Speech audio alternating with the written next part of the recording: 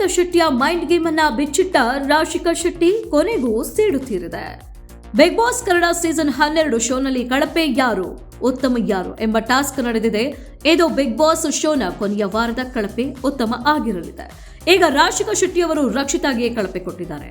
Big boss Kannada season 12 ಶೋನಲ್ಲಿ ಗಿಲ್ಲಿ ನಟ ಅವರು ಸೋಫಾ ಮೇಲೆ ಕೂತಿರ್ತಾರೆ. ಆ ವೇಳೆ ಅಲ್ಲಿಯೇ ಇದ್ದ ಬೀನ್ ಬ್ಯಾಗ್ ಅನ್ನು ರಕ್ಷಿತಾ ಶೆಟ್ಟಿ ಅವರು ತಗೊಂಡು ದೂರ ಇಟ್ಟಿದ್ದಾರೆ. ಆಗ ಗಿಲ್ಲಿ ಕೂಡ ಪ್ರಶ್ನೆ ಮಾಡಿದ್ರು. ಬಿಗ್ ಬಾಸ್ ಮನೆಯಲ್ಲಿ ರಕ್ಷಿತಾ ಶೆಟ್ಟಿ ಅವರು ಕಳಪೆ ಎಂದು ರಾಶಿಕಾ ಶೆಟ್ಟಿ ಹೇಳಿದ್ದಾರೆ. ಗಿಲ್ಲಿ ನಟನ ಜೊತೆ ಮಾತನಾಡಬೇಕು, ಇಬ್ಬರೇ ಕೂರಬೇಕು, ಪ್ರೈವಸಿ ಬೇಕು ಎಂದು ರಾಶಿಕಾ ಶೆಟ್ಟಿ ಹೇಳಿದ್ದಾರೆ. ಕಾವ್ಯ ಗಿಲ್ಲಿ ಜೊತೆಗಿರಲಿ, ರಘು ರಾಶಿಕಾ ಪಕ್ಕದಲ್ಲಿ ಕೂತರೂ ರಕ್ಷಿತಾಗೆ ಇಷ್ಟ ಆಗೋದಿಲ್ಲ. ರಾಶಿಕಾ ಮಾತು ಕೇಳಿ ರಕ್ಷಿತಾ ಅವರು ನಕ್ಕಿದ್ದಾರೆ. ಇನ್ನು ಗಿಲ್ಲಿ ನಟ ರಘು ಕೂಡ ನಕ್ಕಿದ್ದಾರೆ. ಧ್ರುವಂತ್ಗೂ ನಗು ಬಂದಿದೆ. ರಕ್ಷಿತಾ ಎಷ್ಟು ಪೊಸೆಸಿವ್ ಎನ್ನೋದು ಎಲ್ಲರಿಗೂ ಗೊತ್ತಿದೆ. ಈಗ ರಕ್ಷಿತಾ ಬಾಯ್ ಫ್ರೆಂಡ್ ಕಥೆ ಮುಗೀತು ಎಂದು ರಘು ಅವರು ಹೇಳಿದ್ರು.